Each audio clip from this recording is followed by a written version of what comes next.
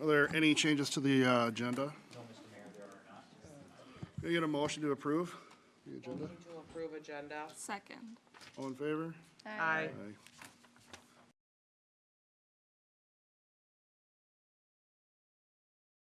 We have two presentations. We'll start with fire relief. So the fire relief tonight is making formal presentation of their donation of gambling dollars to the city in the amount of $180,000, and representatives of the board and the fire chief are here tonight to make that presentation.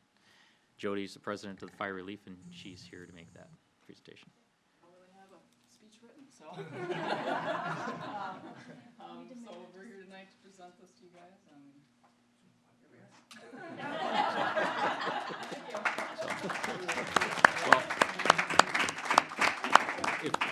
if Jody's going to be overly modest, I have to point out that the fire relief has annually for a very long time made donations to the city for capital outlay purchases and other various purchases for the city. Half of our regular capital outlay budget is supported through donations from the fire relief on an annual basis. And they've made substantial donations over the years, which have covered things such as replacing our SCBA equipment, buying smaller vehicles for the police department, and so on and so forth. And the fire relief not only makes donations to the city, which benefits not only our residents, but the other citizens and residents within the fire district. They also make donations within the community generally. They support youth organizations. They provide scholarships in both school districts and a number of other items. And they're always looking at ways in which they can leverage those gambling dollars to provide a benefit to the community. Thank you. Do you wanna? Yep, picture. Yep. Maybe if we could have the council come around front here and with the members of the relief board so we can get a picture. I think it's good to promote the good that they do within the community.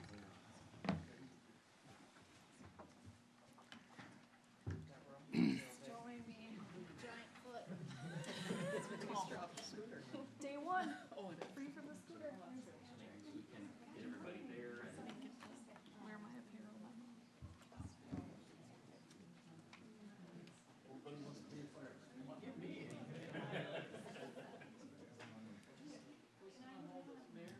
Sure. Yeah, Mayor can hold the check. There we go. You gotta hold the check. You're the short one.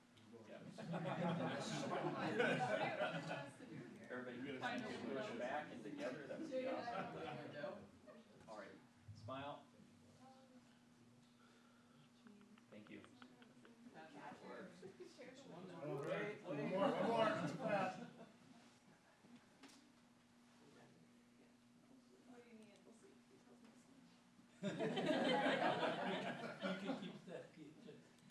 We'll squeeze over a little bit. How's that? There you go. 1, 2, 3. 1, 2, 3.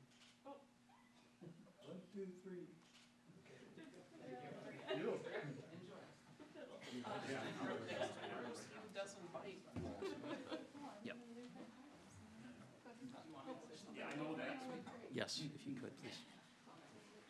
So before we go, we want to invite you guys, next week we're having a presentation. We've been working for like a year on a photo wall. Police department gonna have a little retiree wall, and we're gonna have our current members and retirees down this hallway as you go into the fire bay. So if any of you want to join us next Thursday, 6:30 p.m., have a little dinner, and we've invited all former members. And we've got a really nice response, so it'll be really exciting to see everybody and kind of put some pieces together. It's actually 50 years since the department has been talked about, so that's kind of cool. So, hope you guys can come. Thank you. Thank you. Yep.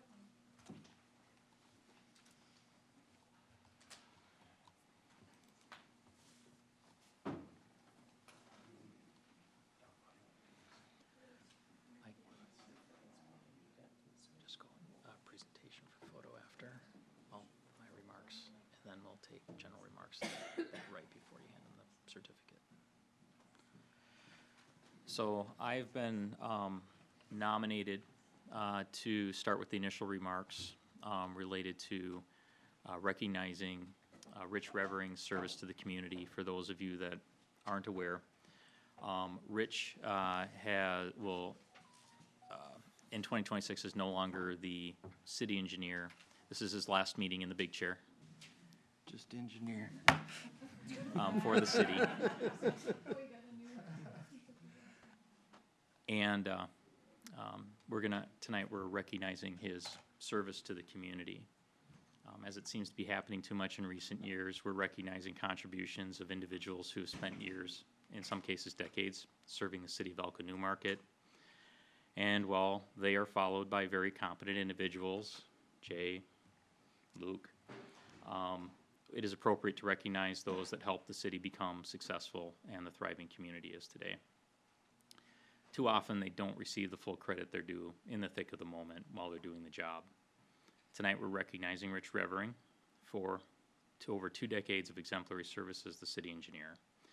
Rich started working with the city in late 2004 as the assistant city engineer and became the city engineer in 2007. And I've had the genuine privilege of working with Rich for that entire time. In a city that's seen and is poised for growth, the role of city engineer is vital. And in a small community, your consulting your engineer is essentially an extension of your staff and a vital member of your core team. In this role as the city engineer, Rich has been involved in the planning, design, implementation, and or serving as the city's representative in nearly all of the projects that have helped shape the community over those 2 decades. And he's also been involved in the development of plans and tools that we've used to make decisions and shape the future of the community. The more notable, and by no means a comprehensive list, includes the school road and utility improvement project that extended infrastructure and roads out and allowed us to get an elementary school in town. The Elko Newmarket Water System Interconnect, the County Road 2 reconstruction and downtown force main project, development of the Public Works campus, including the Public Works shop and the water treatment facility, the 2019 and 24 pavement rehab projects, the County Road 2 and 91 roundabout, the downtown Newmarket Street and utility reconstruction project, the Met Council interceptor, Woodcrest pressure sewer system, the interchange utility extension project, the East Water Tower reconditioning project. And I just bring that up because Rich went so far in that project to build a to-scale paper-mache model to assist the council making decisions about decaling the tower. The improvement projects in the majority of the city's park system. Review of a dozen platted developments, both residential and commercial, that resulted in over 500 new housing units, and currently a number of others that are in process. The 2030 and 2040 comprehensive plans, 10 capital improvement plans, the creation of the Public Works Coordinator position that helped lay the foundation for the development of the Public Works Department we have today, and the initial development of the utility fund model, which the city uses in its current form today in our analysis related to water and sewer funds and setting fees. And for many of these, the impact was greater than the project itself. So for example, the school road project, as I mentioned, allowed us to get the elementary school in town. The interchange utility extension project allowed us to lay the core, the foundation of the core infrastructure that we need for development along the County Road 2 corridor out to the interchange for decades to come. All of these projects will leave a legacy that will have a positive impact on the community for decades to come. And through this, Rich was always the consummate professional. And what do I mean by that? It means more than being a competent engineer. It means telling me, our staff, the council, what we need to hear, not what we want to hear, even though it would be easier. Putting the city, his client, before himself or his firm, even though it would be easier. His calm demeanor, respectful of all, whether it be a small informational discussion or a meeting with over 100 people, even when there are those at those meetings that don't extend the same courtesy. His willingness to step a little outside the box of traditional engineering role, if that's what we needed as a city. He viewed the community resources as if they were his own, and there was his ability to articulate complex topics in a way that were understandable. There's also the things that most did not see, because they occurred outside of public meetings. Working to find solutions that might be outside the box, making sure stakeholder interests and their perspectives were considered in the process and the final decisions. His thoughtfulness, considering outcomes intended and unintended. His desire to teach and educate, not just provide an answer, and his genuine ownership in the community. And while we can speak about Rich as a professional, we would be remiss not to speak of his qualities as an individual. He's been a positive influence on the culture of the organization. He has genuine concern for others. And last but not least, his dry wit and his dad jokes, which have now become famous and are now required of the new replacement city engineer. Did you say dad jokes or bad jokes? Interchangeable. Okay. Yeah. So, in short, Rich, thank you for your service to the city.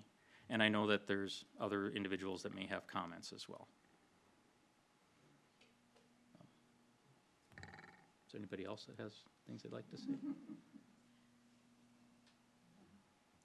Rich. I really enjoyed the band last week. Thank you. Yeah, right. I don't have anything prepared, Rich, but there's a couple things that come to mind when I think about you or meeting you. And I was early in my career here. I remember going to probably one of the most terrible public meetings that I have ever been at. And you were the presenter. You were the only presenter. And the crowd came out with pitchforks in a way that at that time, 25 years, I had never seen. And you just were cool as a cucumber. Like, it wasn't even happening.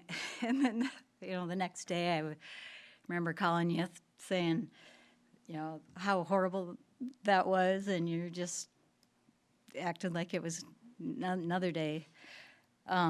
Just always understanding people's emotions, and there's a lot of emotions that go with this job, working with the public. It's not easy, changes aren't easy. Another time I remember specifically is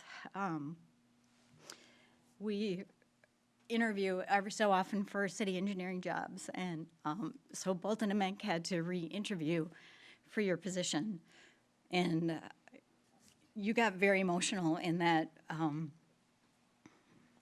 interview because I could see the compassion you felt for the city and your job. It's just been great working with you. I know it's not over, but it's been great to get to know you as a coworker and friend. Thank you.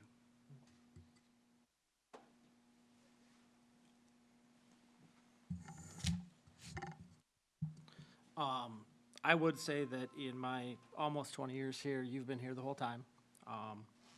And I don't think I could remember a time that you did not respond to a phone call or an email within, minutes or hours at any given day, no matter what was going on, whether you're overseas with your family or whatever. It's been like, you are, an extension of staff, and it's been really good. And I know that even after you're done, I'll probably still call you and ask you about something, because there's a lot of knowledge that is sitting next to me here that you just can't put on a map, you can't write down. It's just all that knowledge that you have. So thank you.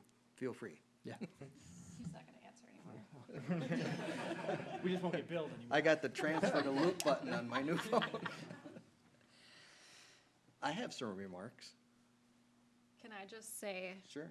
that in addition to all of the duties, you are also the wallet finder, and I will forever be grateful that Rich found my wallet in the ditch because Bolton and Mink cleans 91, and I left it on the hood of my car. So it was returned with everything in it, even though he was very I concerned counted the money. by the state of the wallet. And I'm very appreciative of your wit and your even keel, and of course the dad jokes. I don't think they're bad. So Luke, good luck to you in filling these shoes. Yeah, no, I mean, I've learned so much. It may not always appear as though I know anything, but I just think back to starting, 11 years ago or whatever, and just how much over time, and you presented in such a way that it helped those of us that aren't engineers, that don't know anything about roads or sewers or any of that kind of stuff, to start to make those connections, and I appreciated that, and that to me was felt and seen through public hearings and open houses and stuff like that. It felt like there was just such an effort put into taking it from a really complex topic and making it actually understandable. So those of us that don't get any of this stuff can make sense of it and try to make decisions based off the information that is incredibly hard to understand sometimes. But then the only other thing I would say is like, you feel like any other staff. Like I would never, like it's your staff here. You're an Elko New Market employee. I always forget. I don't think that you would have other cities that or other things that you're doing outside of this work because you're so knowledgeable. So, you know, as Corey said, like you can send a text or an email and you follow up and take the time and the effort to do it. And like that is so incredibly appreciated and valued and like makes doing some of this stuff a heck of a lot easier. So thank you. Thank you. I'm gonna piggyback off these guys, but I mean, I like the fact, like when I started, I knew nothing, but you always had an ear and you always could dumbify it down for me so I could understand it. So I appreciate that, and I've learned just a ton from you, and we're gonna miss you. We wish you the best. Don't be a stranger. Thanks.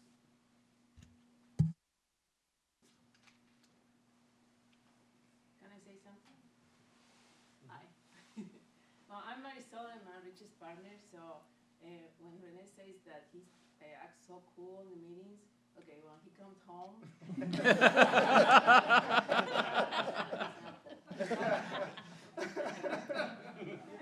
He gets stressed out and thinking about it, oh, did they say that they did the right thing or the nothing, and keeps thinking about it for hours, so. Wait, sorry. Part of the job. Yeah, but he cares a lot, so. Rich, I would like to say thank you for all of your time and your experience and again, all your knowledge. Knowing nothing, like most people have said here, and you can just explain it. I've learned so much from you, and I really appreciate it. And I've enjoyed my time a lot. Kind of like Josh said, I view you as a facet here. Like I don't see the other things you do with other people, so I appreciate everything. Thank you.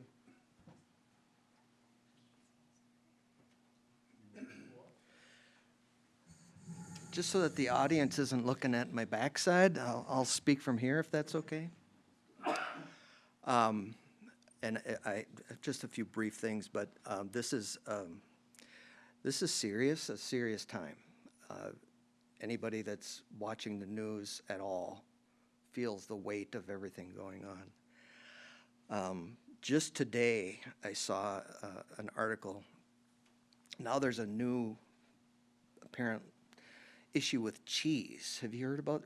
Show of hands if you heard about this. So you and I won't spread it.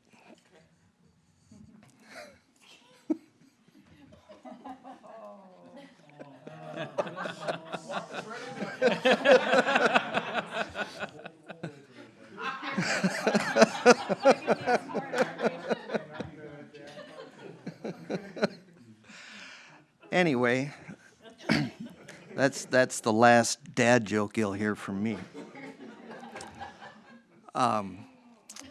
Just a couple things. I heard a lot of nice things here, and I appreciate that. I want to make sure everybody knows that it's not just me. I have a good-sized, well-regarded company that I work for. I'm proud to tell people that I work for Bolton & Mink because of the depth we have and the ability to serve cities. And I especially want to call out some different departments that don't get a lot of mention very often that help Luke and I do this job.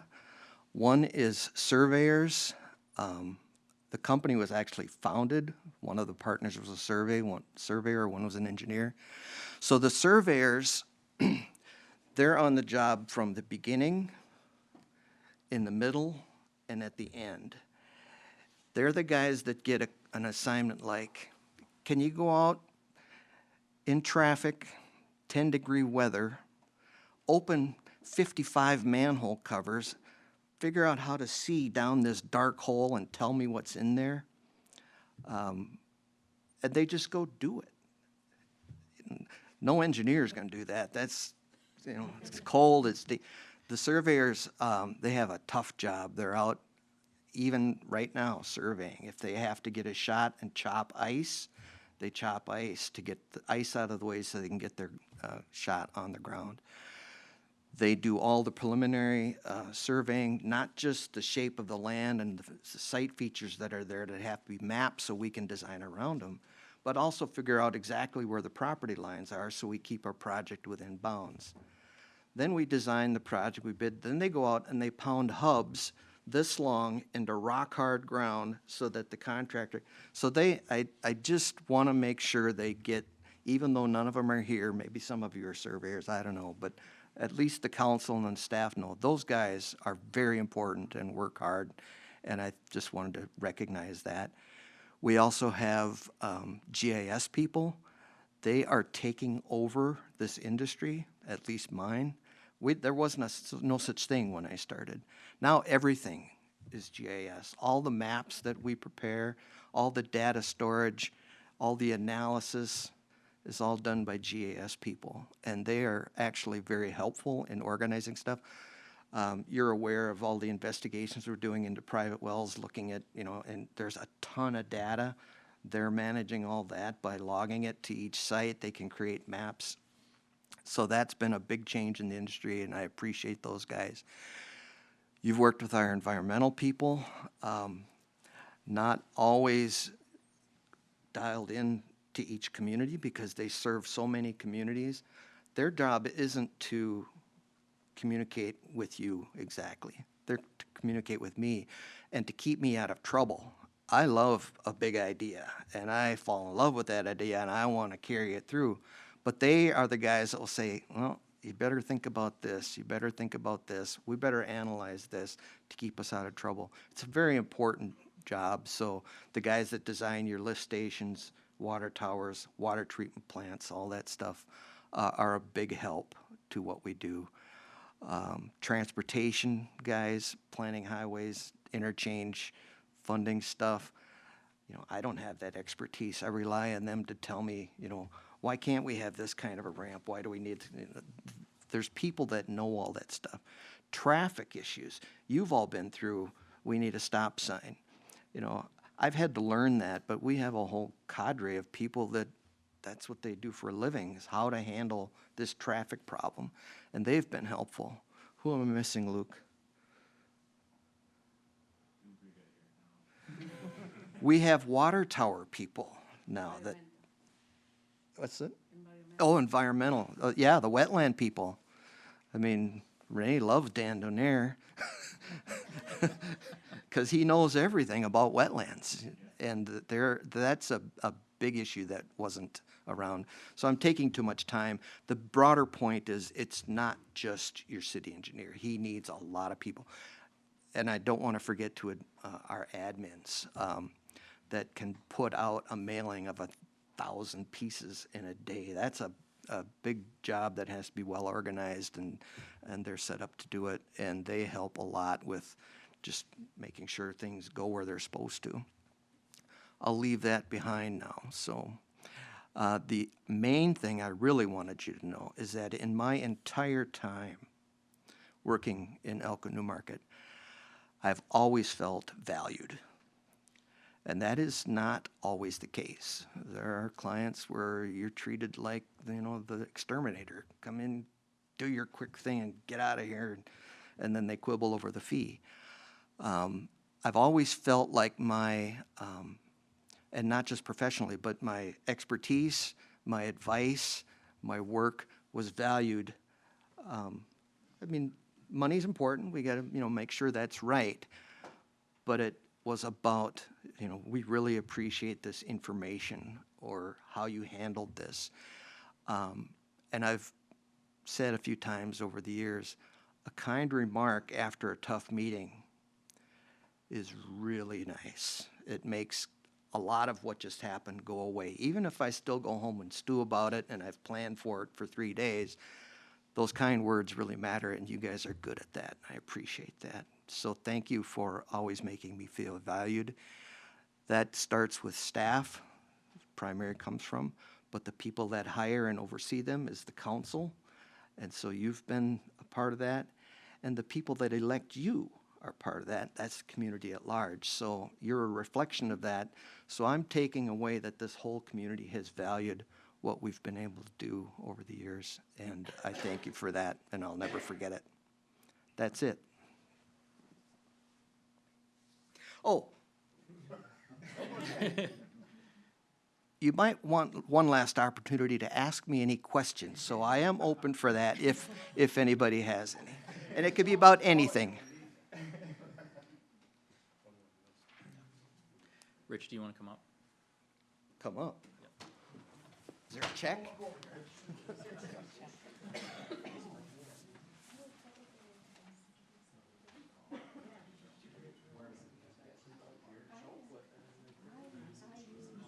Anybody got a chair I can stand on?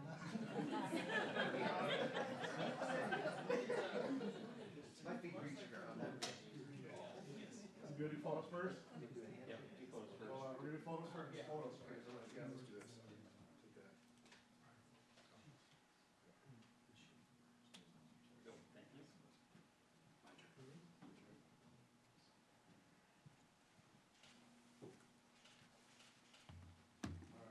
Take that. All right, the city of Elko, New Market recognizes Rich Revering's exceptional professionalism, your technical expertise, and a steadfast commitment to maintaining and improving the city. Your contributions have had a lasting and positive impact on our community. The city council, and the staff express our sincere appreciation for your commitment to public service. Thank you. Congratulations.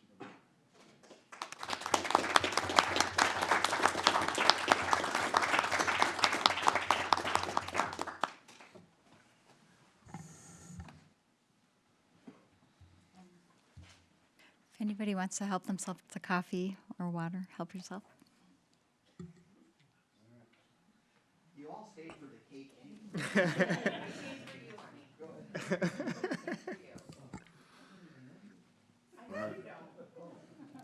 Shall we proceed? All right, is anybody here for public comment for anything that's not on the agenda? No, okay.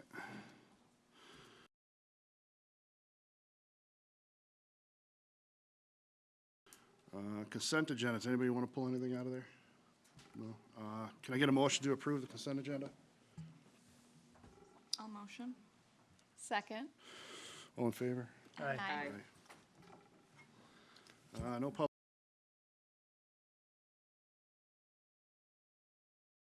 hearings, general business, local baseball. Brandon will give the presentation on this item. Yep. Tough act to follow, but I will try.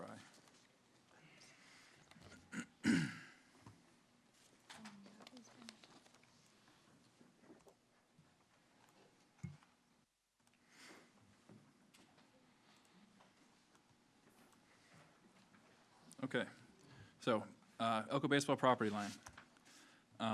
So before I begin, I want to say that Elko baseball representatives are here for questions. Brad and Terry Frederickson right there, so we'll definitely be wanting to hear from them later as well. So this discussion was prompted as part of a larger conversation regarding what the city is going to do with the old police department building. One of the recommendations that came from the old PD study work group was to allow Elko baseball the opportunity to move the property line.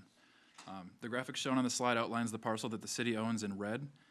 You can see that the red line intercepts the baseball field and that there are multiple structures owned by Elko baseball that are located on city property. This recommendation was led by the Elko baseball representative that was part of the old PD work group, Brad Frederickson. Elko baseball would like to reconfigure the property line to fully encompass the field and their structures. So the city and Elko baseball currently have two agreements relating to these properties, a lease agreement and a license agreement.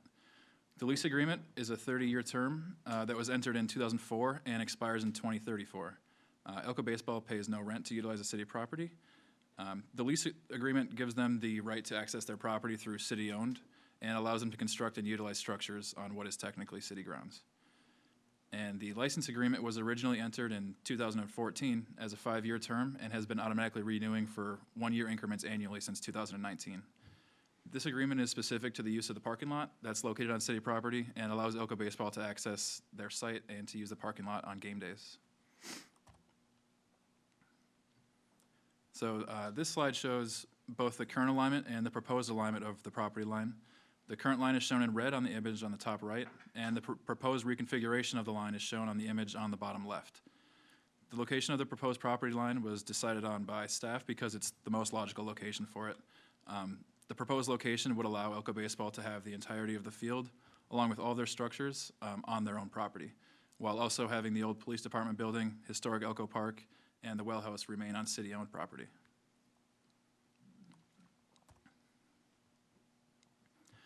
This image helps illustrate which structures I've been talking about. The highlighted line on the graphic represents the current property line, and as you can see, a portion of the ball field, the bleachers, backstop, dugout, deck, concession stand, and grandstand all sit on city property. This graphic also shows the parking lots, but I wanted to clarify that they are owned by the city, and the use of the parking lots by Elko Baseball is addressed as part of the license agreement, as I just discussed. The parcel where the LPD building is located is owned and maintained by the city of Elko New Market, making it a public asset. Reconfiguration of the property line would constitute as a transfer of property. The city attorney made the determination that since this land is a public asset, that in the event of a sale, the city would be required to sell it for fair market value. Staff doesn't have information on what that price point would be, as we're waiting to have this conversation to see if the city council has interest in reconfiguring the property line before taking more of staff's time. And as you can see, they would need multiple required documents. This is just first shot at it. They could potentially need more, but they would need an ingress and egress easement, multiple variances, and either have the license agreement remain or a variation of something similar.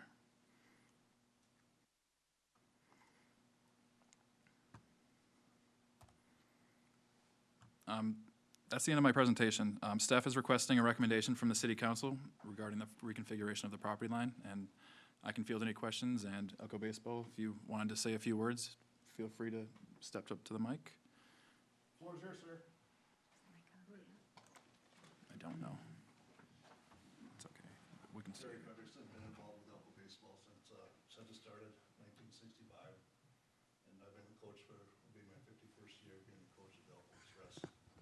Brother Brad's been the whole time. We built the field. It was built originally, and it was kind of a cow pasture. 1985 was the first time we went to a state tournament. We started rebuilding. Right now, we got one of the best baseball parks in the state of Minnesota. A lot of improvements we want to do yet. We're just thinking it would be nice to just have everything on our property. We have no problems with the way it is. If we have to do a lease, for another 25, 30, 40, I don't care. That's fine. I just think it would be easier if it was in our name and move it to where our current fences are. And I say we have no problems with anything so far. I mean, everybody in the city's been really, really open to everything we've done at the baseball park. We got some major improvements. We want to do what started this is we want to do brand new bathrooms underneath our grandstand. And we're like, well, that's on city property. We had to come to the city and ask for approval and make sure we get everything, all our ducks in a row on that. We thought, well, we just come and talk about the property lines. We've never talked about them before. So I want to know what you guys think about it, what we would have to do, if it's feasible, or if we just need to do extend the lease. So extending the lease is an option that you're considering? Yes, yes, yeah. So, to the term of the lease, the current lease expires in 2034. There isn't an automatic renewal. The original lease was in 2004, was reworked in 2014, and even in 2014, that was 20 years away. The city wasn't 100% sure what they were going to be doing with the old PD building.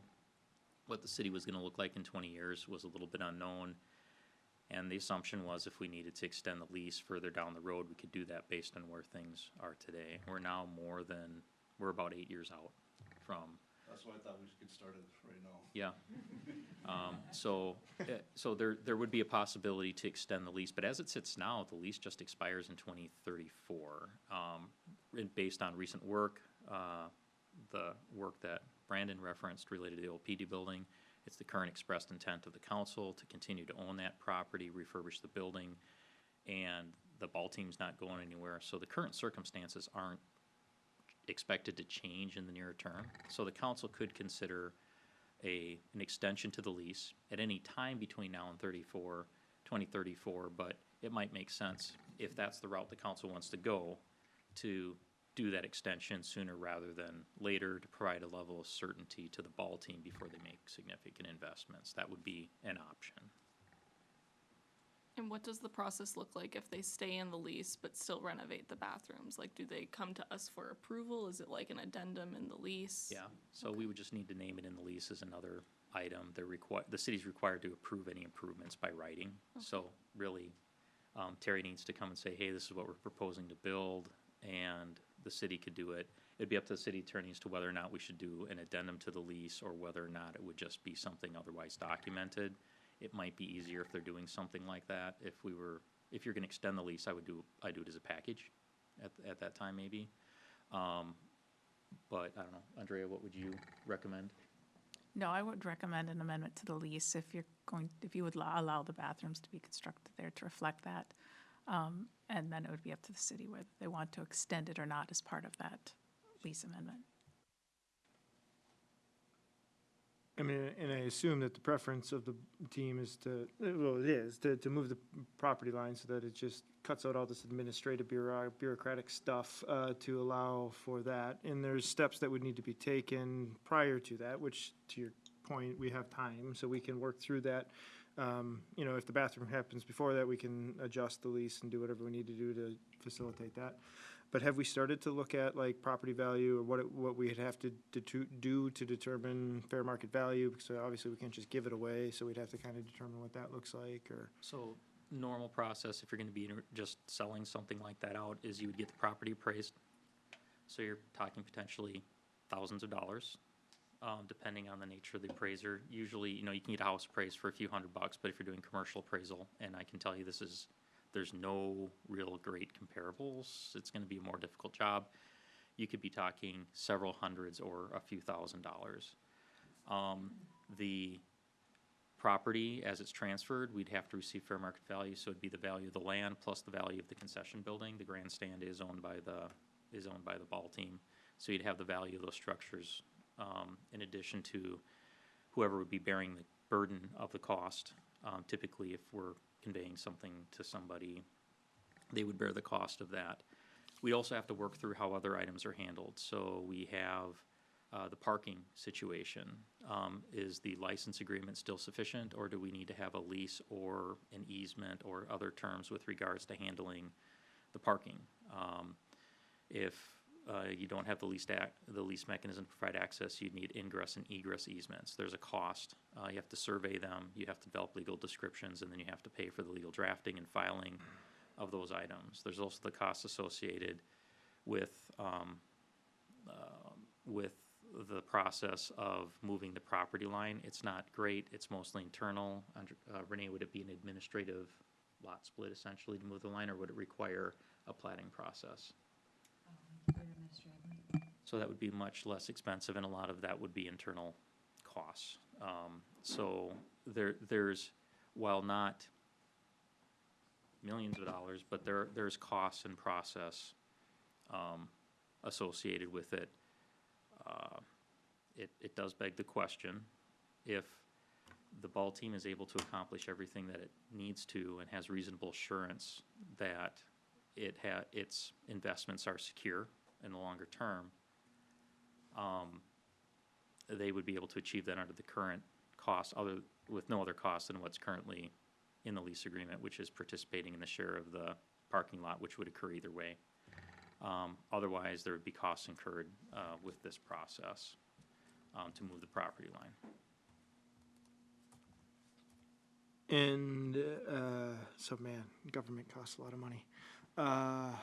Is there any potential impact to the old PD and what we're thinking about with that? If we were to keep it the same, move it, does it impact what they've been talking about as potential recommendation? I mean, what we've been talking about in the group? Yeah, good question. The short answer is no. So in prior memos, I indicated that it might increase costs, be based on firewall protection or 1 or 2 hour walls or whatever, but after speaking more with the building official, he essentially said that regardless of if that property line is there, he would have to treat it the same as if there was a property line there. So we're gonna have to do those, the wall is gonna be more expensive regardless, and the movement of this property line will not add or decrease any cost from what we're doing at the old PD.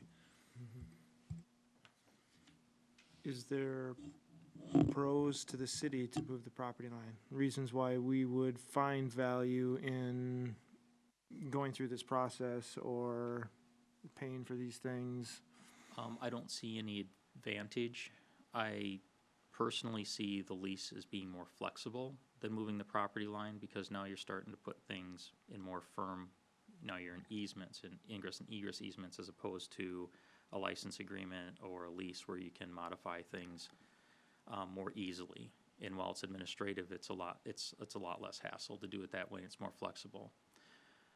The downside, if I was in the ball team, and Terry and I have had a conversation about this, is this council, I can see them having concern that this council and past councils have had a great working relationship with the ball team. But if I'm the ball team and I'm making an investment and we plan to be there in perpetuity, what is the level of assurance that some future council is not going to be less collaborative in the future? So if that's a concern, that might be a concern, but there might be a way to address that through the current arrangement. If you're talking about advantage, disadvantage. I mean, and the other thing, and maybe I'll let you respond to, I mean, hearing all of that, trying to understand why we would, as a city, or why I would want to support something that, the city would have to front or pay for a lot of this, put on the taxpayer and things like that.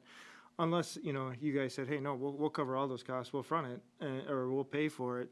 I mean, then that backs me off of if there is no upside for the city to do it, then why would we want to pay for it? Why would we want to go through the process? Because I can understand your perspective. I mean, I would want it all that way too.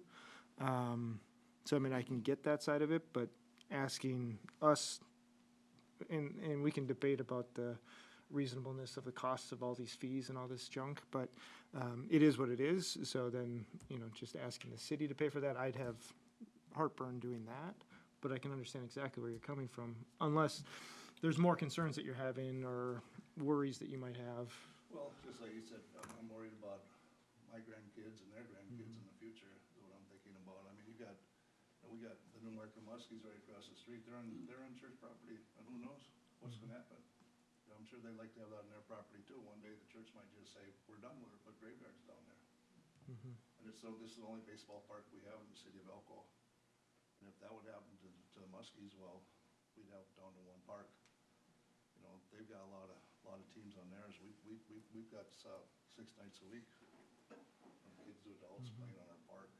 We just want to make sure that stays as a baseball park.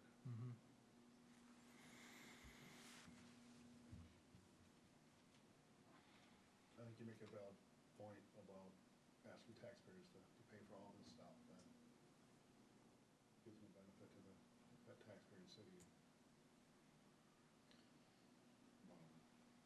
I mean, if we don't go that route, I mean, I do agree with trying to firm up or legalify, however Andrea can put the perfect words in there so that no more crazy council can come in and screw things up and take things away and disrupt things, but it might not ever give you the level of assurance that you want. So then I throw it back to say, maybe there is a proposal you could come back with that, alleviates some of the cost burden piece and, yeah. But one of the things we do donate, well, it's mandated through our gambling funds. We donate it amounts to about $7,000 a year. Goes back to the city at our 5% from our gambling fund. I don't expect that to go any lower. As more people are moving here, our bars and restaurants are getting busier and busier all the time. With all the development I think it's gonna bring more bars and more restaurants, but they're just gonna get better and better. So, and not to say that we couldn't, I don't know what the costs are, but, we're not exactly a poor club by any means. It's not like we couldn't fund some of that stuff and take care of that too. And nor do I. I mean, that's where it'd be helpful to kind of, I mean, and I was trying to add up the numbers as you guys were talking about them, but I don't know if this is $5,000 or if this is $50,000 or six figures, because then it changes the dynamics all around. And I mean, if it's only a certain number, whatever that is, then maybe it's we're talking about something far too long. But what you just said too is like, I don't want to diminish the value you bring to our community as well. And the piece, I mean, it is so flipping cool to have two baseball teams, two parks here in this community. And like County Road 86, we we picked up that park, and so our family does the cleaning of that park or whatever. So it's like our kids have grown up. We go to the police station park, and as we go in the batting cages in the summer with the boys and stuff. So there is absolute unquantifiable value that you bring to the community as well, and seeing all the cars along the street there on game nights and stuff. I mean, there is something to be said about that, and where do we split that cost, share in that, because I wouldn't want to lose it either, so. I think that's easily agreeable to explore splitting a cost. I think that's reasonable. I'd be interested in finding out what the fair market value would be, looking into this. And coming That, back there to will us. reasonably be an expense to that. Yep. So if the council wants us to pursue that, given that there is an expense, I would like a council motion on that if I could. I was gonna say so moved, but I don't know if that was enough from what you Sufficient. said. Second. All in favor? I I mean, I think that you guys bring a lot into the community with different baseball teams coming in, you know, and a lot of them probably go to the bars or have dinner or whatever it may be after the games, and, you know, and it also just brings the community together. You have a big crowd at your games. We were charged, people wanna come here. Fox 9, I don't know what everybody else did, but we made $21,000 that night. We had a free gate. They said you can't charge people, but between our beer and our concession stand and selling a few shirts, we made $21,000 that night. So, I know we went to the end zone for breakfast and you couldn't get a seat in the place. Of course, Nick says I only have just this big a grill, so you just gonna have to wait. Nobody cared. Fox 9 was there, it was just fun. But That's awesome. we'll never have another one like that, I don't think, but.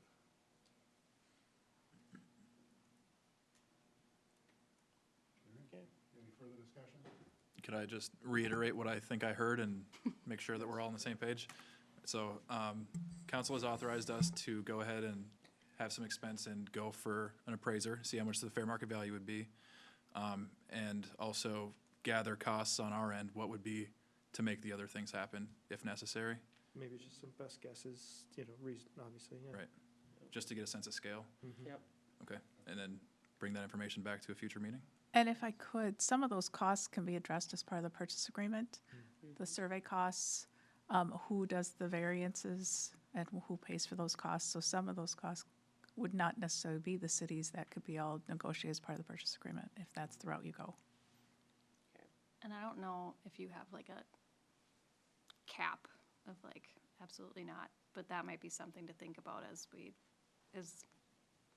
the city staff dives into. I don't know what the cap is. I mean, I don't know. It's pretty important to us. I'd say it's probably an acre of land, and I don't know what you get for an acre of land. Well, before you say anything out loud, which I wouldn't if I were you, like, I would just, I mean, I think first step is, let's get this number back, because then we can respond to it Look as at a real whole. numbers. We can get an idea of some of the numbers, and then make decisions that are good for all parties, yeah. Well, we paid $2,000 for 2.7 acres that we have, and they told our Elko Commercial Club that they're crazy for spending all the money.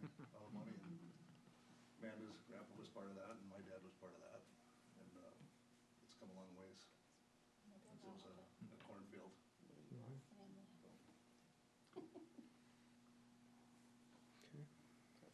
All right, well, thank you. Thank you. I'll be in touch with you guys when we get some information. All right, report.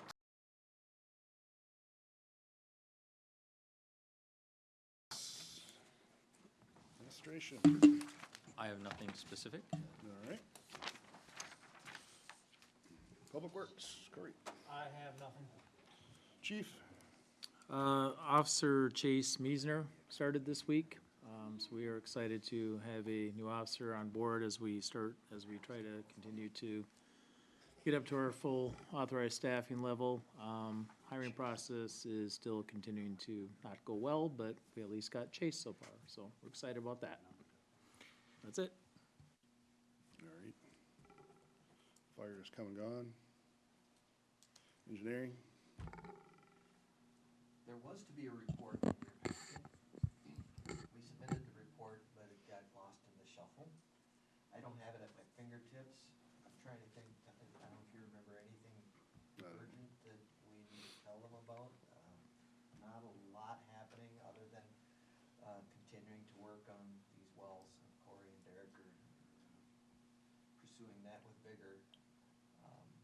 So there's still things happening there. That report will be coming into your next packet, so I think just wait for that. All right. Community development. I do have one report under community development. The city's planning commission is seeking feedback from the city council regarding the topic of residential lot sizes. I'm going to display, I don't have a PowerPoint prepared, but I'm going to display a map and then later some housing styles as I talk through this issue. If you can see this is our comprehensive plan map. The city's adopted 2040 future land use plan. So reviewing the city's minimum lot standards has been an objective or a goal of the Planning Commission for the last couple of years, and they're just moving that forward now. The city currently has 3 zoning districts that allow single-family detached residential development. And those zoning districts correspond with the light yellow and the bright yellow that you see on this map. The city's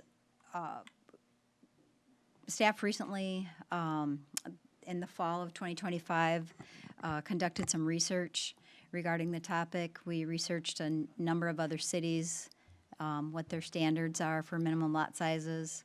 We also sought individual feedback from various builders and developers regarding the topic, some national builders, some small developers. And the conclusion of the research was that cities in the South Metro are really developing lots, single-family lots that range from about 40 feet wide to 65 feet wide. Some were being approved through PUD zoning, which is a special zoning, and others have amended their code to allow these lot sizes by right. So about half of the cities surveyed, and I'll just mention those cities quick: Belle Plaine, Carver, Cottage Grove, Farmington, Jordan, Lakeville, Lonsdale, New Prague, Prior Lake, and Shakopee were the communities that we looked at. About half of the cities had amended their codes to allow different lot sizes by right, and half were still processing the lots by the use of PUD. So at the November Planning Commission meeting, the commission did decide to recommend one change in the R2 zoning district to allow a 65-foot wide lot by right and reduce the front setback from 35 feet to 30 feet to 25 feet, which is very consistent with the lot sizes that have been approved most recently in Parkway Meadows and Highlands at Eagle View, and is under consideration in Eagle View Meadows, Boulder Heights. But there was another potential change that was discussed, and that was reducing lot sizes in the area that is shown in bright yellow on this map. So that's our medium density zoning district, where we're required by the Met Council to develop that area at 5 to 10 units per net acre. So those are going to be your areas that are, closer to your county road corridors, and then your density gets, lot sizes get larger typically as you get away from those major road transportation corridors. And that's how our comprehensive plan was set up. So at the commission, there were some, so back up a step. In that area today, by right, you can plat a 60-foot wide lot by right. And the front setback there today is 25 feet. There was some discussion at the last meeting of reducing that lot width by 5 feet, or maybe further, but that was the discussion at the meeting. There were some commissioners that were in favor of it, but it was not a consensus, and there was quite a lot of discussion on it. And at the end of the day, the commission really wanted feedback from the city council as to whether they'd even support reducing that lot size by right, or if the commission or the city council would prefer to continue to review those smaller lot size requests by PUD. That does give the city more control in reviewing a development. So I think that wraps it up. I'm gonna also display some pictures of homes so you can get a visual of the homes that would fit on the various lots.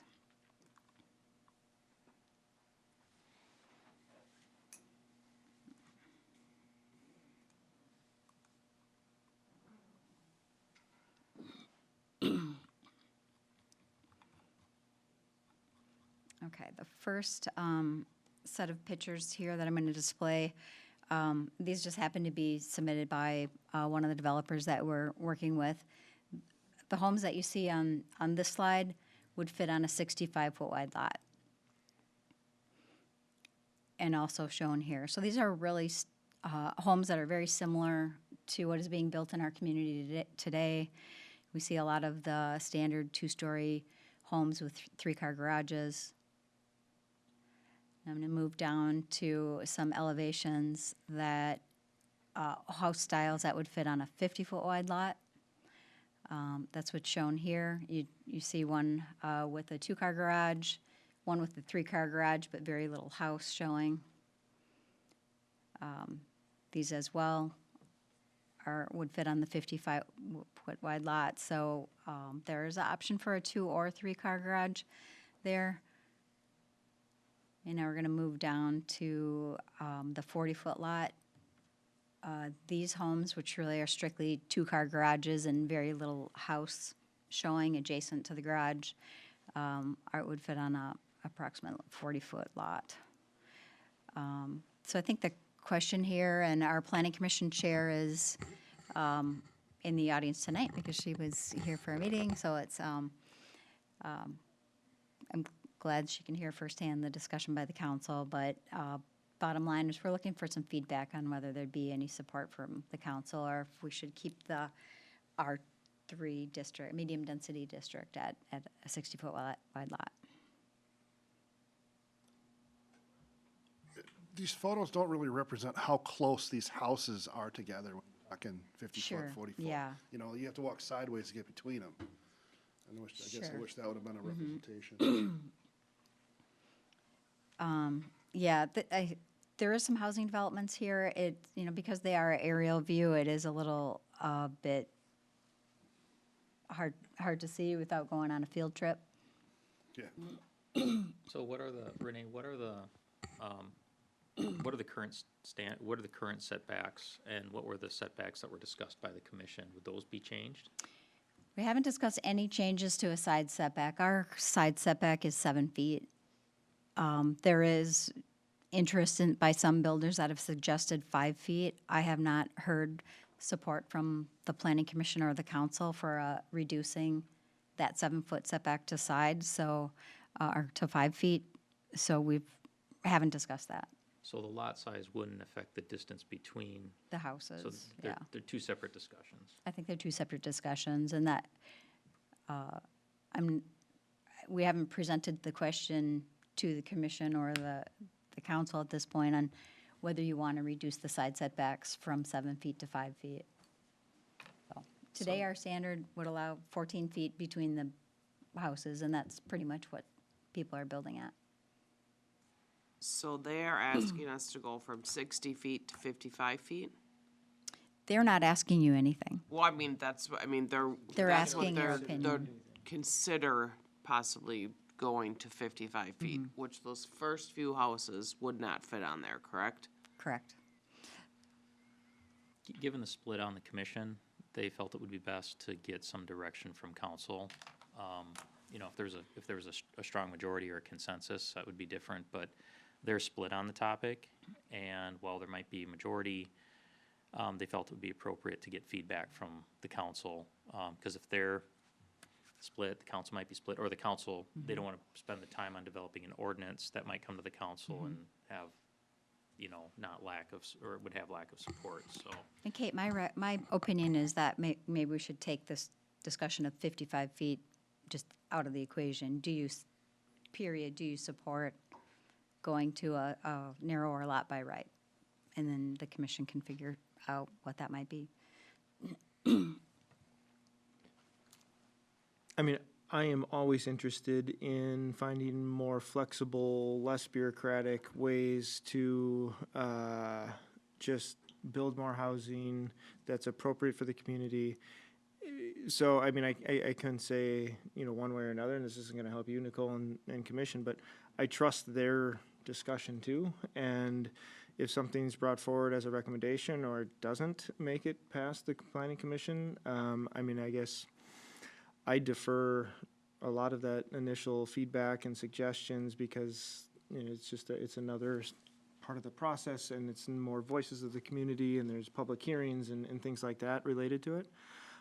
But generally, high-level philosophy is the more we can do to give more flexibility, and we still have it in PUD stuff, and so there is some already inherently built in, but I mean, I still think we as government get in the way far too often for certain things, and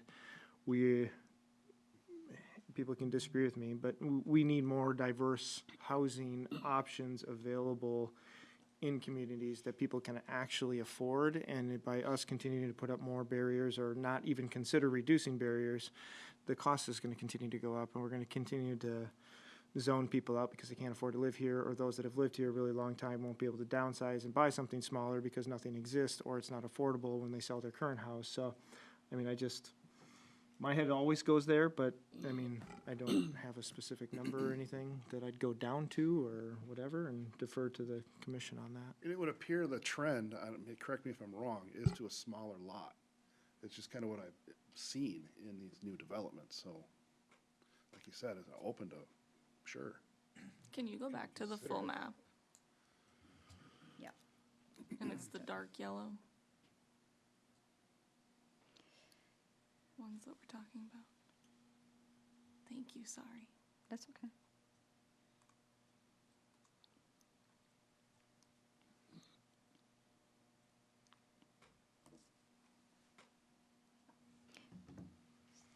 The Planning Commission will be holding a public hearing next week on lot sizes in the light yellow area, reducing from 70 feet to 65 feet.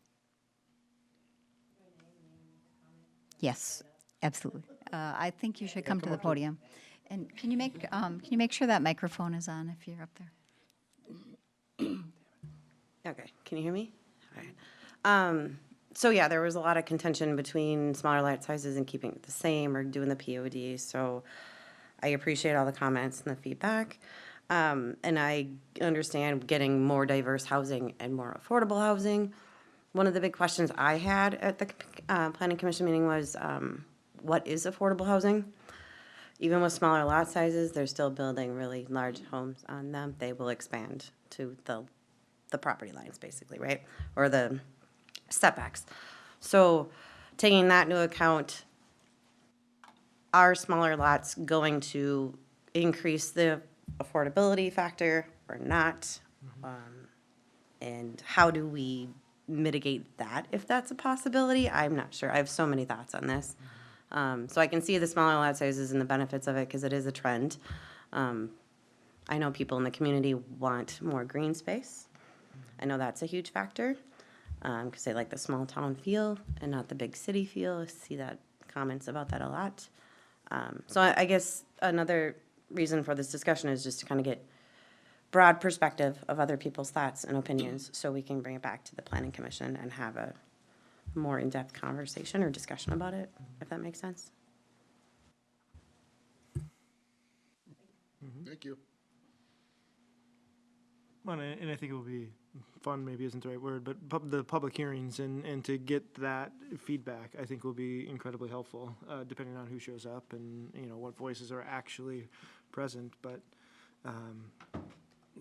and I feel like it's premature to start talking too much about it until we get some of that feedback but I'm always open to different creative ways and getting out of the way, especially if we tend to default to PUD anyway. So if it's ultimately going to likely go one direction, then how can we make it easier to go there to begin with, to potentially cut costs, to potentially, you know, be able to provide more options, which you're 100% right. It doesn't mean they're going to, and they just might build 50% more, you know, ginormous houses that nobody can afford. But that's the market too, so.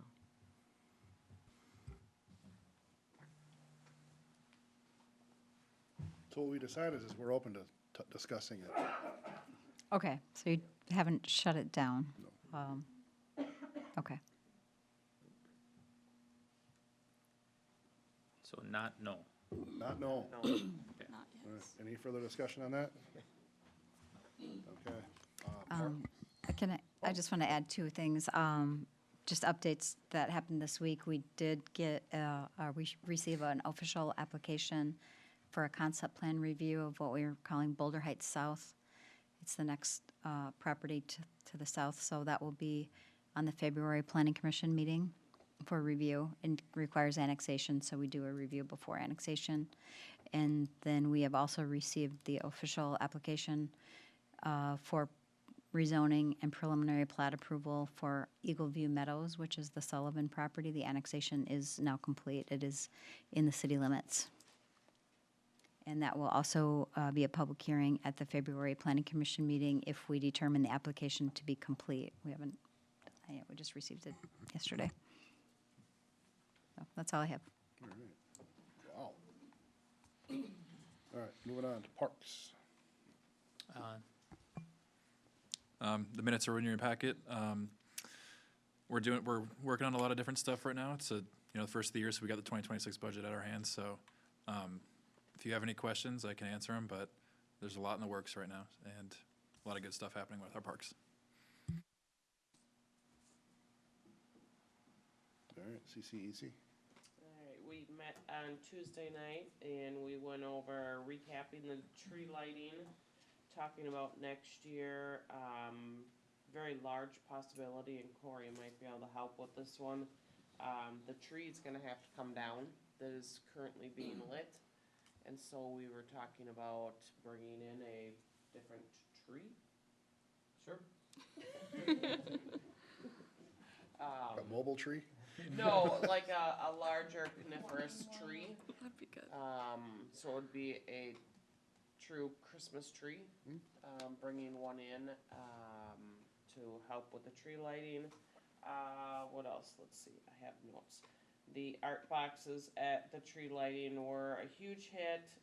We are looking at possibly for 2026 making it on a family fun night. So it would fall on a Thursday night instead of a Saturday night. And incorporating a little bit more to it so that it is more of one of our Thursday night family fun nights. Then we also started talking about Easter, and that's coming up on, the Easter egg hunt is on March 28th, and we are now gonna have it start at 9:30 in the morning. And just started to talk about Fire Rescue Days planning. Oh, and the big thing, sorry. I know this is what you were waiting for, it's right here in my hand too. The letter, if you want, we can have Tom send it out, that they can look it over. The CCEC is sending a letter out to all of the organizations that have helped with the CCEC in the past. And then there is a questionnaire that's gonna go with it, that's saying, are you still interested in being part of CCEC? Do these times work for you? Do these times work for you? And, hopefully we'll get answers back to help us figure out how we want to build the CCEC to incorporate more people helping with events. Is that everything in a nutshell? That was the best CCEC report we've had in a really long time. No, it's not. What changed? Nothing. The rep. No, you gave very good reports as well. I kind of missed you because I thought you were going to be there with me. I was, but I was at the chamber dinner. Oh, okay. Sorry. No, I get it. All right, moving on. Scale.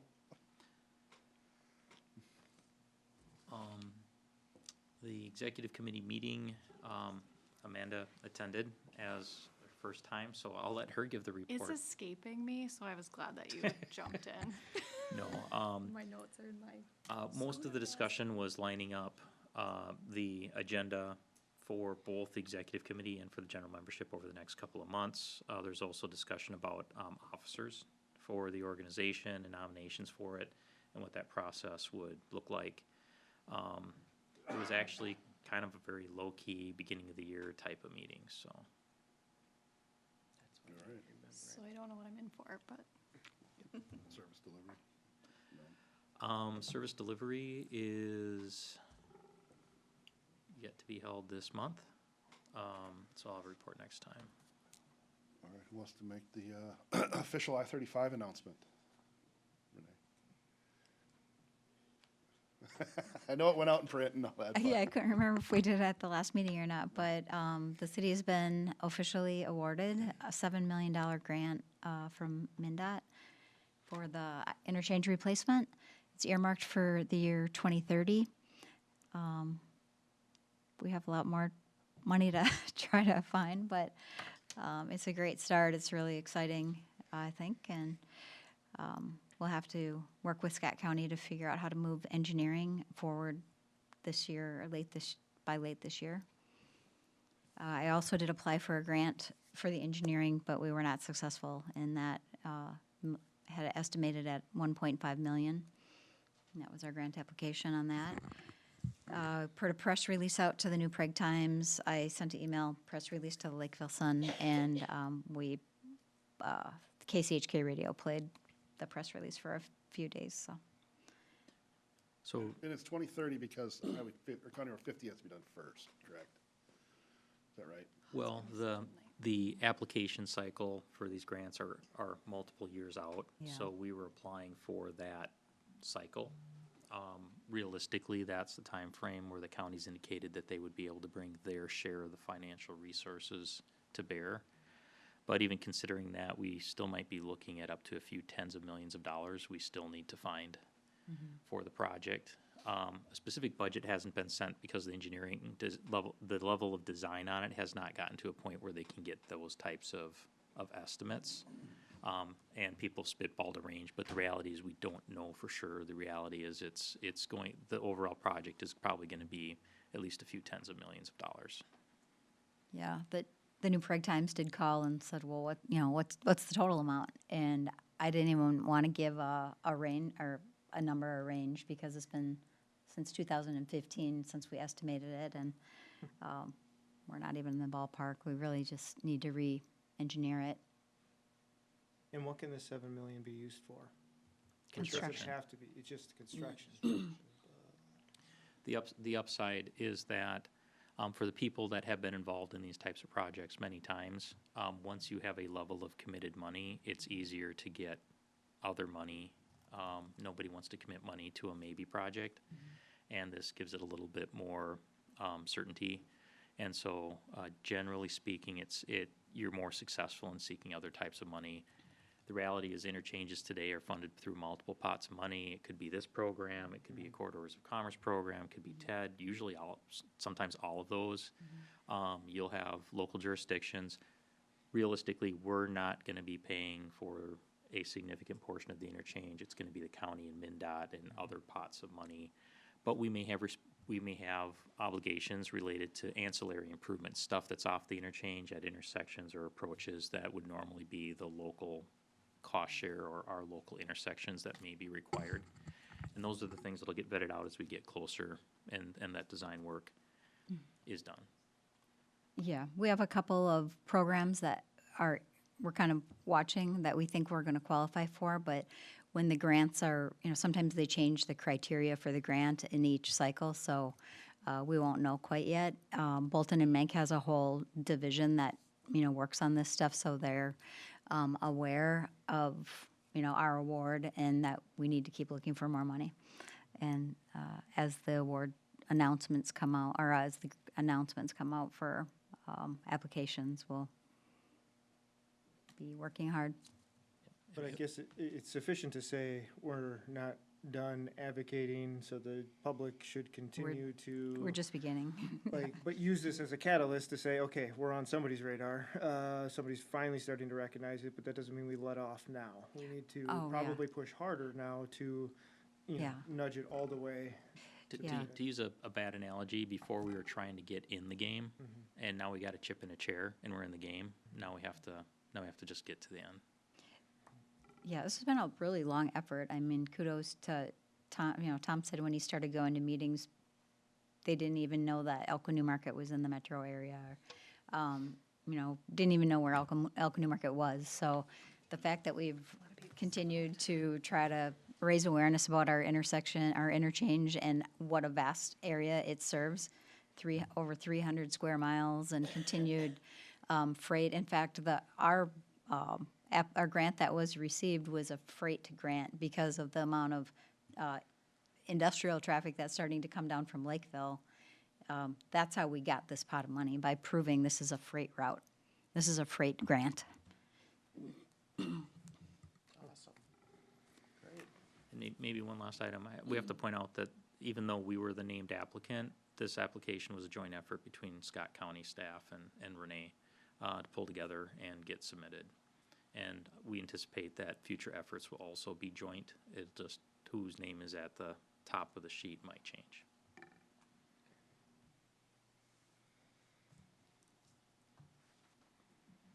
All right.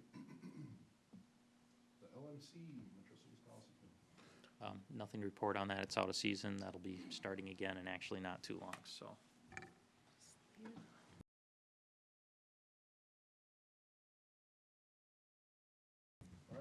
Any discussion by the council? I have one thing before Josh starts talking. I was contacted by a business owner who was contacted by the city, but it brought to my attention that the mobile food unit, so food truck ordinance that we have, what we have in there is that they cannot operate on the same property more than 7 consecutive days, or for 21 total days during any calendar year. So I'm asking if there is an appetite to, I don't think that the more than 7 consecutive days needs to change, but I would like to know if there's appetite to increase the total number of days during a calendar year that a food truck can operate in city limits. So there is some statutory language related to 21 days related to operation at the same location. We're currently seeking clarification as to, does that mean location is jurisdiction or location on a specific property? And so that's state statute, so that would be a limiting factor regardless. If it's limited to a single property 21 days, and the ask is just to allow it to be more than 21 days anywhere in the city, that might be an area that the city could provide greater flexibility. I almost hope that's a state statute that says it can't be anywhere in the city, because that'd be asinine. Quiet. And it'd be something that we could fix, though. Yeah. But that seems I think absurd. it's a specific property, but Yeah. we want to make Yeah. sure before. That would be a funny one. Yes. Can I want to add a little bit that the the food truck ordinance was established since I've been with the city. If you recall, Haley worked heavily on that. I recall discussion from the council that was here at the time. There was a concern about existing brick and mortar businesses and, somebody setting up shop permanently and, the challenges with maintaining brick and mortar and the competition associated with that. So I think the timing and the time limitations also had something to do with that. And I think, thank you for bringing that up, because I think that's a factor that we need to consider. This particular example, which I know we don't want to cater to one example, but is something that there is no brick and mortar competition at this time. So that is another factor to bring in to the discussion. Is this something that the council, we've obviously done a little bit of investigation after being made aware of it by the council member, but is this something that you want us to investigate, maybe under future reports, say, hey, here's what we have found and here's what options are available to you? Yes. Okay. All right, Josh. No, so Or just, anyone else. as Rich alluded to earlier, I mean, and I don't know what you were alluding to, but just the way you said it, there's a lot going on. It was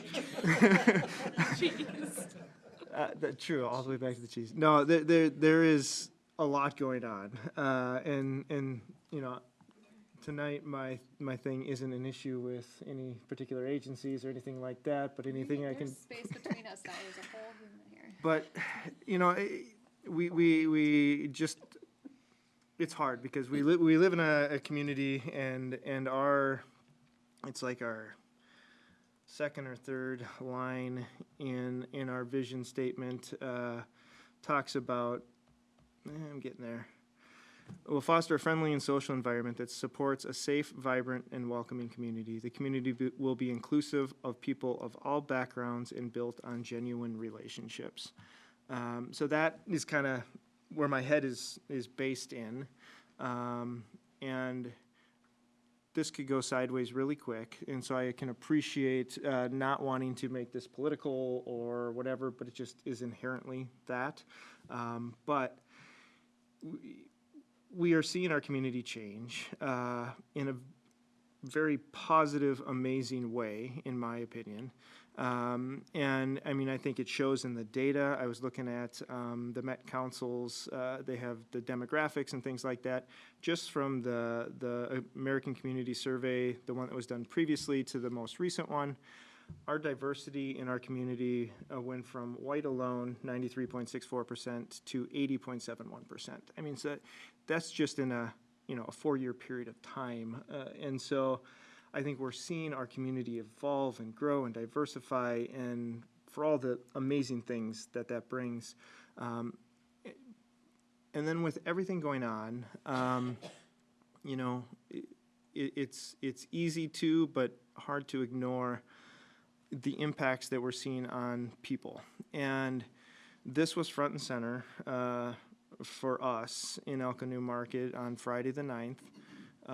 When we got a phone call saying, hey, we have folks visiting us in town, AKA we had ICE enforcement officers utilizing the back parking lot here to set up and stage for doing their work.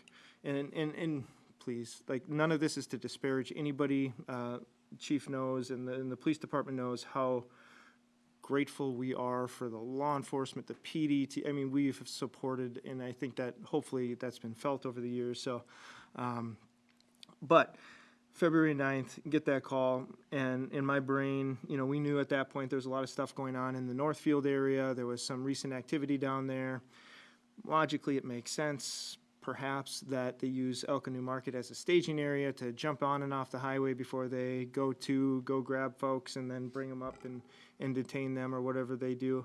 But then come to find out a little bit later that they actually went to the construction site of the second phase of the apartment building, and were seeking, drove right up on private property of the site to chase down a construction worker that was working there that day. Now, again, I'm not going to assume a whole lot of things in this, but, you know, according to the police report, you know, some of the things that are important to me is the time that it happened and the day that it happened kind of reflects some of the concerns that I've been seeing with other activity across the state, across the metro. So it was about 3 o'clock, 2:30, 3 o'clock, 3:30, sometime in that afternoon window, just shortly before school was getting out at Eagleview. So they chased this individual, or they approached the individual, however it went down. I wasn't there, so I'm assuming already. The individual ran and fled from the construction site, went to a lower level apartment building or a lower level patio, was probably frantically trying to get in to get away, was able to break in, get through the door that I think was locked, and was, according to the police report, cowering on the floor, basically begging the person that was sitting there, who must have been terrified themselves, to please don't let them get me, or you know, hide me, or let me hide, or something to that effect. So, I mean, there's so many things that just, like, I don't want us to stick our head in the sand down here and pretend we live in a bubble and we're not impacted by any of this. I also don't want to, and I know we don't, our police department has very clear lines of jurisdiction, what they can do, will do, need to do, can't do, all of that stuff. But what really, like, pissed me off was the way in which this was another example of things going sideways very quickly, and then my brain goes to all the things that could have gone wrong that day at that time. This individual could have fallen off the construction site, could have had a nail gun in their hand, shot somebody. Like, I can just think of all the individual catastrophes that could have happened at that moment.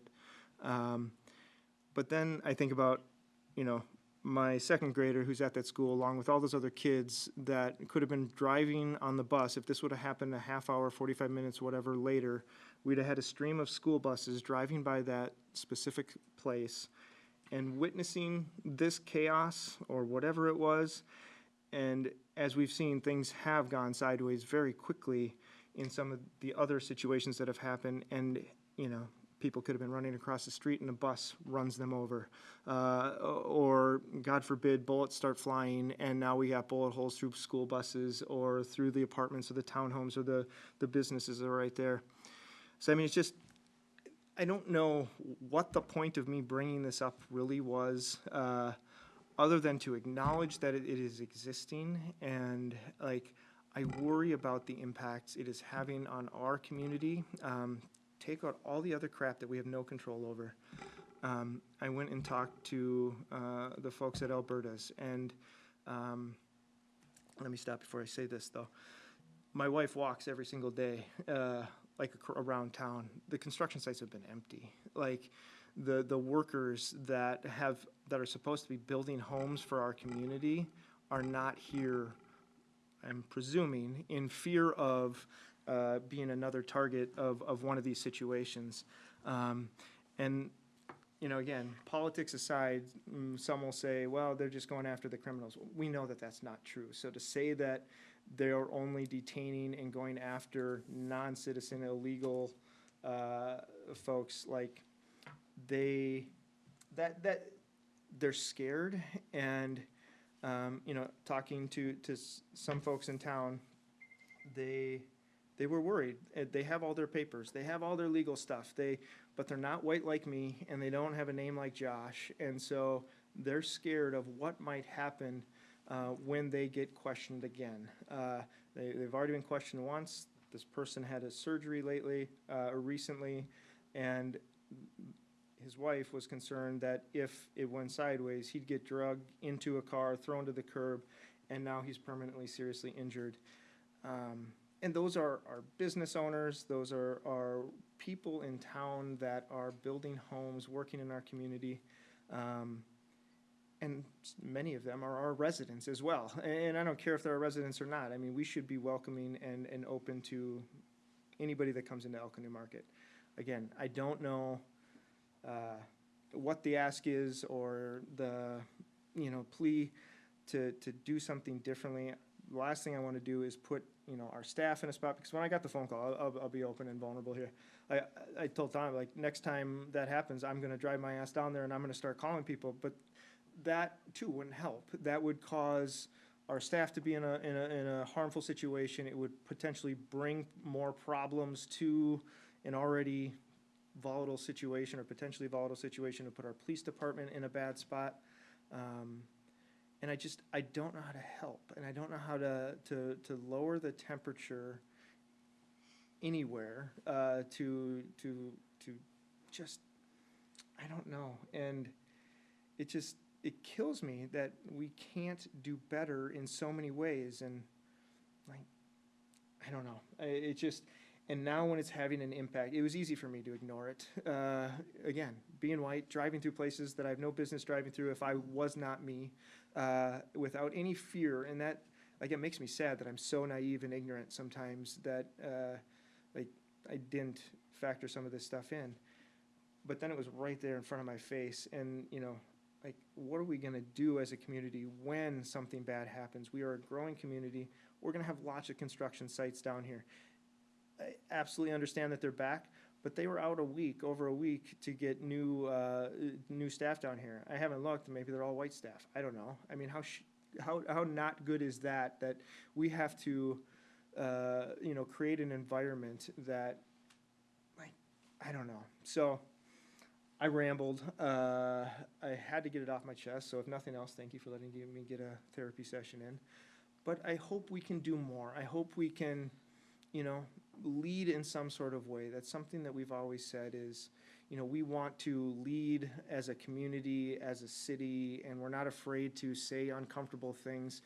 I mean, most of us are sitting here in a position of privilege and, like, stuff that is not in any of my control or our control. And, like, I want us to do better. And if there's more direction that you need, Chief, for us to continue to support the police department, man, I could ramble all night, because, I was even looking at, like, our ordinances and things like that, or communication and direction that the police department, has is, are we going to stop when criminal activity is happening to other residents, other folks in town, even if that criminal activity is happening by a federal agency staff person or officer?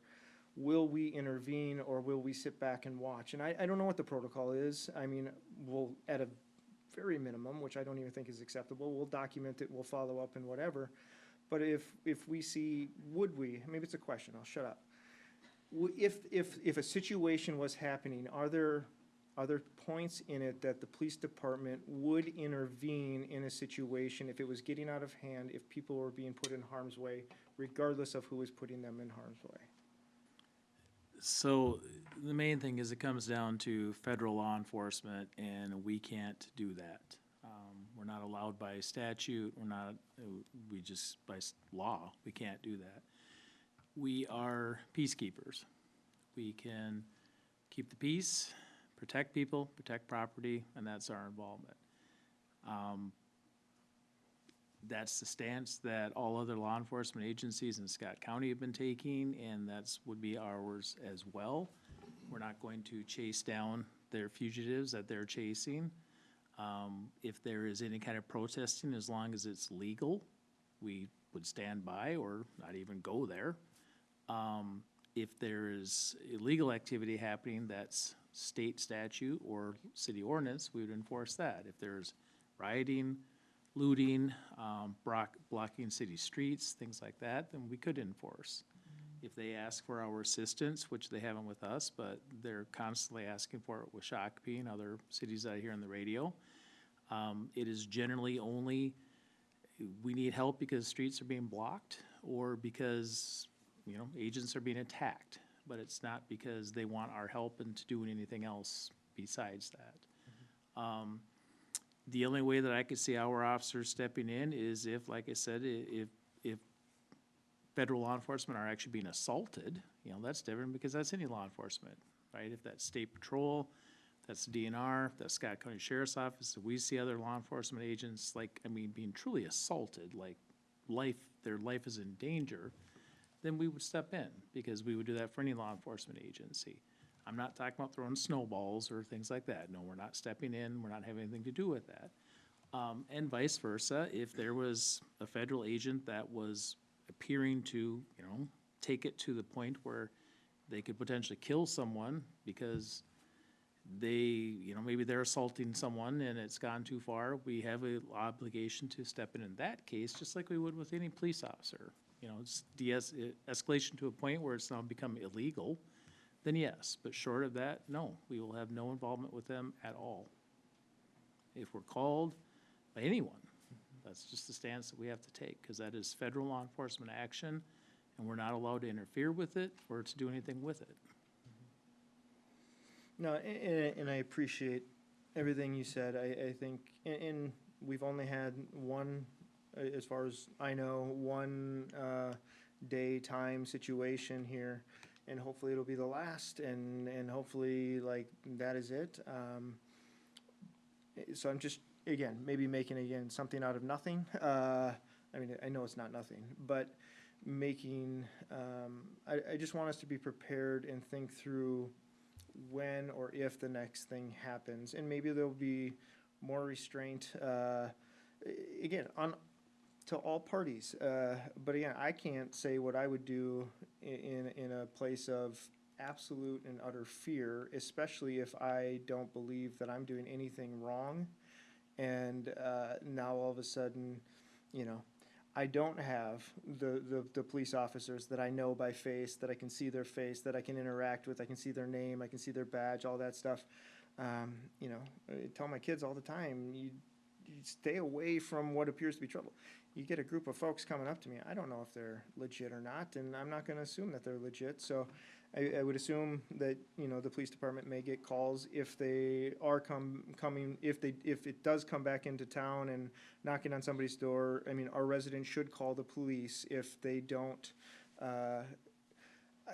I'm putting it out there. I mean, maybe not, it would not be a recommendation by the police department, but We certainly can go to the scene and can confirm that, yes, this is an ICE operation, and that's about all that we could do. If the person's calling 911, we could call them back or talk to them on the phone and say, yes, that it does appear to be ICE, and that would be our involvement. The thing that I would strongly recommend to encourage anybody is, it's no different than if we say, local law enforcement, we say, you're under arrest. You have to do what we tell you to do, whether you agree with it or not. If we say you're under arrest, that's it. You can have your day in court.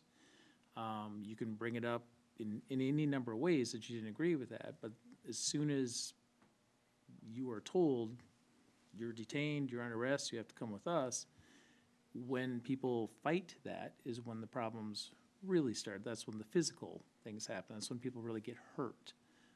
We encounter that all the time when we tell people they're under arrest and they fight with us.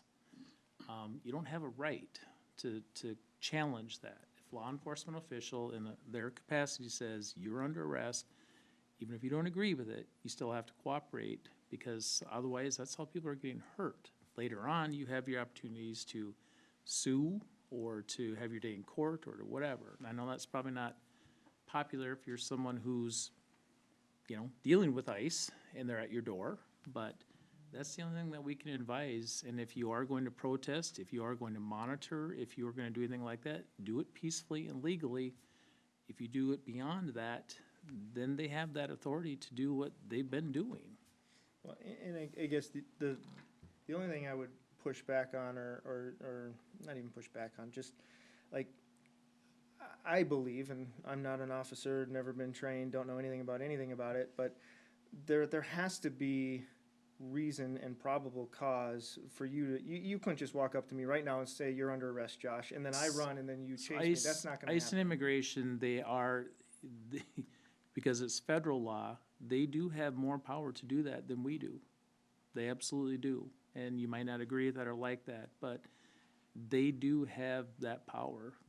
Customs and Immigration do, where we don't, because that's state statute. That doesn't, they don't allow us to just go up and ask someone for their identification without reasonable suspicion or reason why we're doing it. They are different. That's the difference between federal law and state and local law. But I guess my point was, like, you got me scared there for a sec. Like, this new guy Chase is gonna come up and he's gonna, throw me in cuffs or arrest me just because he can, and I'll have my day in court. But so, I mean, there are different standards, sure. Yes. And I think where I have significant concern, and again, now we're creeping into the political stuff, is it doesn't feel like, based on a lot of the reports, and, that's all over the place, that standards, laws, anything really matter at this point in time.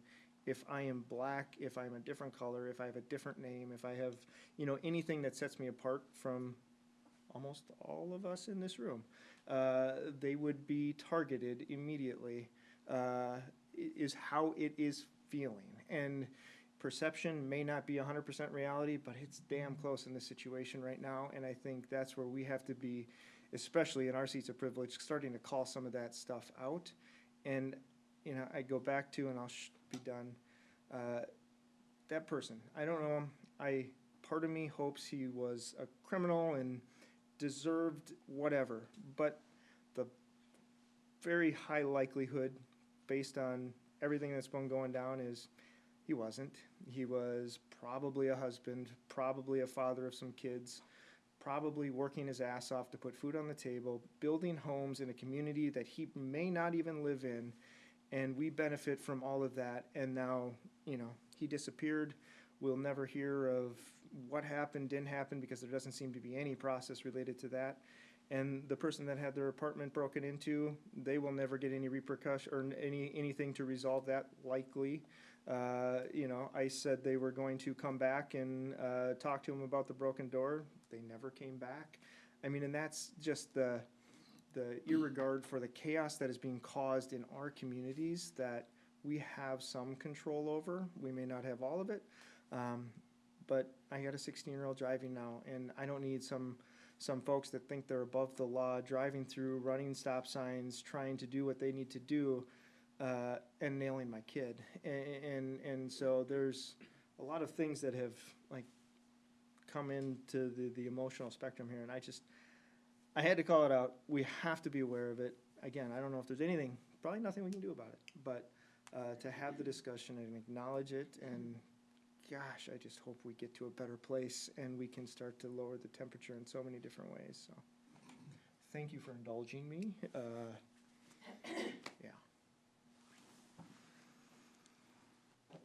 Thanks for the reminder of our community values.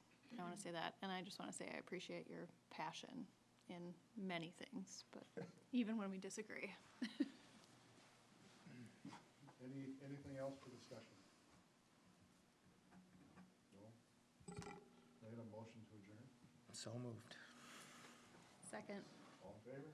Aye. Aye.